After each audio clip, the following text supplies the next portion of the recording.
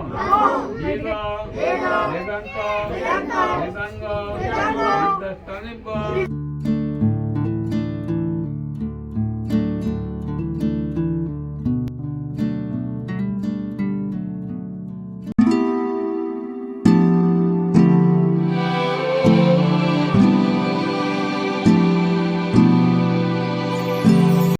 Hello everyone, welcome back to my channel Priya blogs. I hope কি তোমরা সবাই খুব ভালো আছো। তো গাইজ, এটা হচ্ছে আমার সরস্বতী পুজো ব্লগ। তো আজকে তোমাদের সাথে শেয়ার করব আমার সরস্বতী পুজোটা কীরকম কেটেছে। তো চলো সকাল সকাল ব্লগটা শুরু করলাম। এখন টাইম হয়েছে 7:30। আর এদিকে দেখো, আমি আর সুপ্রিয়া এখন হলুদ টলুদ মেখে স্নান করে নিয়েছি। আর এদিকে এখন সুপ্রিয়া রেডি হচ্ছে। আর আমার কিন্তু গাইজ সকালে পুজোটা করা কমপ্লিট হলো। আর অ্যাক্সিডেন্টের পরে মানে সরস্বতী পুজোর দিন আমি ভাবছি যে আজকে একটু বাইরে যাব। আর আমি মুখটা বেঁকা করে ভিডিওটা করছি। আমার গালের অবস্থা খুব খারাপ হয়ে গিয়েছে গাইজ, ক্যামেরাতে বোঝা যাচ্ছে না। এখনও যে আমি এতদিন পরে ভিডিওটা পোস্ট করছি, মানে এখনও আমি পুরোপুরি সুস্থ হইনি গাইজ। তো মানে সেদিন খুব খারাপ লাগছিল, তবুও মানে ভাবছি যে বাড়িতে সুপ্রিয়া আছে। তো আমার সরস্বতী ঠাকুর আছে বাড়িতে একটা, তো ওটাতে আমি পুজো করব। প্রথমে তো ভাবছিলাম যে পারবো না। তো দেখো আমার পুজো করা কমপ্লিট। আর এখন প্রিন্সকে স্নান টান করিয়ে ওকেও কিন্তু রেডি করে দিয়েছি। তো চলো, মানে বাড়িতে আগে থেকে আমি কিছু রেডি করে রাখিনি, রাত্রেবেলায় সব কিছু রেডি করে রাখি প্রত্যেকবার।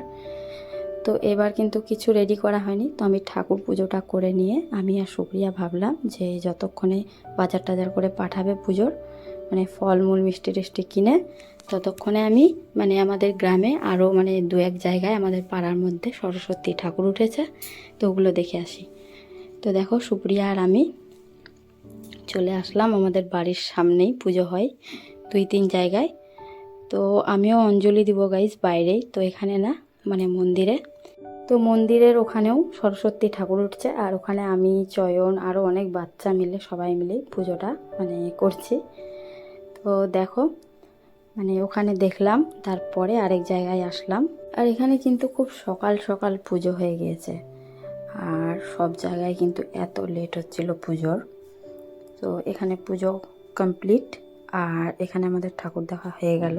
আর এখন যাব গাইস আমাদের বাড়ির সামনে প্রাইমারি স্কুলটাতে। আর এদিকে দেখো সুপ্রিয়া আর প্রিন্স আগে আগেই চলে যাচ্ছে। তো সুপ্রিয়াকে আমি অনেক দিন থেকে রেখে দিয়েছি গাইস, মানে আমার অ্যাক্সিডেন্ট হয়েছিল তখন দেখতে এসেছিল সবাই। আর সবাই 2-1 দিন করে থাকলো, তারপরে সুপ্রিয়াকে আমি রেখে দিয়েছি যে আগে সুস্থ হয়ে ভালো হই। তো তার জন্যই ও আছে। আর এখন দেখো আমি আমাদের বাড়ির সামনে প্রাইমারি স্কুলটাতে চলে এসেছি। এখানে কিন্তু ঠাকুরটা খুব সুন্দর। তো ওখানে দেখা হলো, তারপরে চলে এসেছি গাইজ এখন মন্দিরে। তো মন্দিরের এখানেও এখন যোগার যন্ত্রণা হচ্ছে পুজোর। আর আমাদের এখানকার ডেকোরেশনটা করেছে গাইজ চয়ন ভাই, তোমাদেরকে দেখাচ্ছি চলো। তো আমরা এখানেই অঞ্জলি দিব। আর দেখো বেশি কিন্তু টাইম লাগেনি এটা বানাতে, আর খুব সুন্দর লাগছে কিন্তু। হালকা পাতলার মধ্যে রেডি করেছে। আর ঠাকুরটা দেখো এত মিষ্টি লাগছে দেখতে। আর মানে ডেকোরেশনটা খুব সুন্দর করে করেছে। একটা গামছা লেগেছে একটু কারি। আর এদিকে কিন্তু রেডি আমাদের ঠাকুরের এখানেও আলপনা সব কিছু দেওয়া কমপ্লিট। আর এদিকে দেখো আমার চয়ন ভাইকে রেডি টেডি হয়ে একদম পুরো দারুণ লাগছে দেখতে। এখনও মানে ঠাকুরকে একটু সাজাবে একটা ওড়না দিয়ে। আর গাইস এখানকার সরস্বতী মাটা কিন্তু খুবই সুন্দর, দেখো ছোট্ট মুখটা কিন্তু এত মিষ্টি লাগছিল দেখতে। তো এখানে রেডি করছে সব কিছু চয়ন ভাই এখন। আর আমরা এখানেই অঞ্জলি দেব। তো বাড়িতে কিন্তু এখনও বাজার টাজার কিচ্ছু আনেনি গাইস, আমি বাড়িতে পুজো করব তারপরে এখানে আসবো। এখানে সব রেডি টেডি করছে এখন। তো আমি এখন চলে আসলাম বাড়িতে।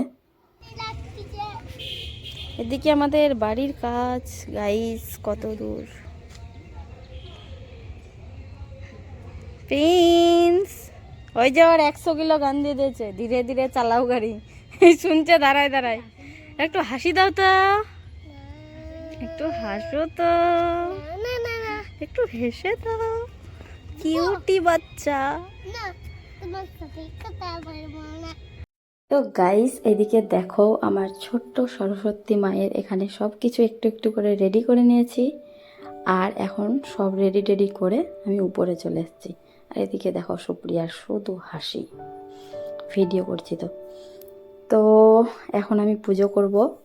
আর এদিকে আলমারিটার মধ্যে আমি আগের বার থেকে ভাবছি যে নিচেই পুজো করব নামিয়ে, কারণ আলমারি না হলে আমি পচিয়ে ফেলবো গাইস। তো তার জন্যই ভাবছি, এখন ভিডিওটা এডিট করছি আর ভাবছি যে আগের বার থেকে ভালো থাকলে নিচে নামিয়ে পুজো করব। মানে এত ফুল, একটু একটু করে জলও পড়ছে, আমার ওয়ার্ড্রপটাই না নষ্ট হয়ে যায় গাইস। তো তার জন্যই আমি আগের বার নিচে করব ভাবছি। তো খুব অল্প অল্প একটু করে জল, মানে জল ছোঁয়াচ্ছি না বেশি। তো কালকে সব কিছু মুছে টুছে রেডি করে রেখে দিয়েছিলাম। আর দেখো এখানে সব কিছু রেডি করে নিয়েছি নিচে। আর জল কিন্তু দিচ্ছি না বেশি, একটু করে শুধু। আর একটা থালাতে ভোগ রেডি করে নিয়েছি। এখানে সব কিছু রেডি করার পরে এখন আমি আর সুপ্রিয়া পুজো করে নিব গাইস। আমার ঠাকুর রাখার ছোট্ট জায়গাটা কীরকম লাগছে গাইস তোমরা কমেন্ট করে জানাবে কিন্তু।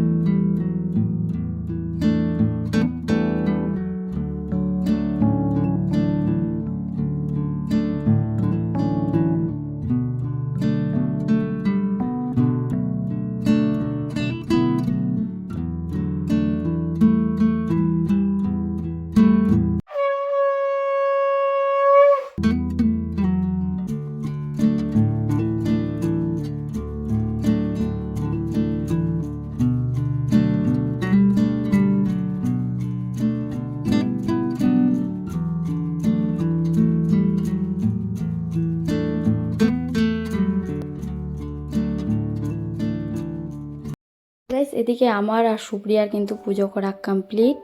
আর প্রিন্সকে একটু প্রণাম করিয়ে নিলাম এখানে। আর তারপরে এখন চলে আসলাম আমরা মন্দিরের কাছে। তো আমাদের অঞ্জলি এখনও হয়নি, তো তার জন্য আমি ওখানে ভোগ টোগ সব ঢেকে রেখে দিলাম। আগে অঞ্জলি হবে, তারপরেই ভোগ দিব সবাইকে। তো এখানে অনেক লেট করছিল গাইস, আর আমার ওষুধ খাওয়ার টাইম হয়ে গিয়েছিল, মানে অ্যাক্সিডেন্ট হওয়ার ওগুলো ওষুধ খাওয়ার টাইম হয়ে গিয়েছিল। তো এত মাথাটা ঘুরছিল আর কি বলবো, আমার মুখ চোখ শুকিয়ে গেছে দেখো। তো এখানে সবাই বসে আছি আর এখন কিন্তু পুজো শুরু হয়ে গিয়েছে। তো দেখো আমাদের এখানে এখন পুজো হচ্ছে।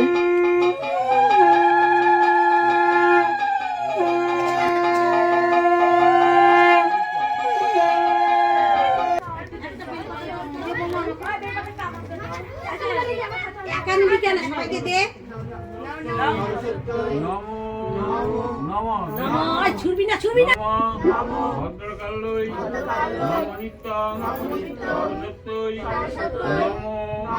নমো বেদা বেদান্ত বেদাঙ্গ বিদ্যাস্তানিব্য জীবচ সাহা চন্দন পুষ্পবিল্ল পুষ্পাঞ্জলি নমো সরস্বত্যই নমো।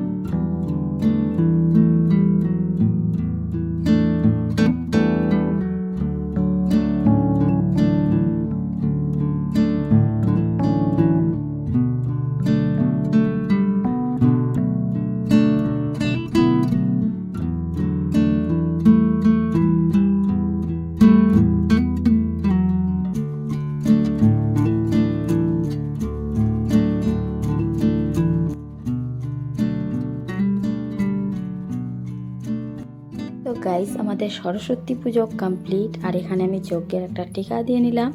আর চলো এখন বাড়িতে গিয়ে আমি সবাইকে ভোগ প্রসাদ সব দিয়ে দিব, আর তারপরে চলো বিকালে দেখা হচ্ছে আবার তোমাদের সাথে। গাইস এখন বিকেল 3:30 বেজে গিয়েছে, আর এখন যাচ্ছে সুপ্রিয়া ওর জেজুর সাথে ঘুরতে। এখানে রেডি, দেখো খুব সুন্দর লাগছে। আর আমার গাইস মানে ওখানে পুজো হতে আর অঞ্জলি হতে অনেকটা লেট হলো, তারপরে মেডিসিন খেলাম, এত খারাপ লেগে গিয়েছে শরীরটা, আর কি বলবো। তো আমি আর যাইনি, দেখো ওরা দুজনে যাচ্ছে আর আমি এখন বাড়িতে রেস্ট করব। তো চলো আজকের মতো ব্লগটা এখানে শেষ করি, আর নেক্সট ব্লগে দেখা হচ্ছে। টাটা।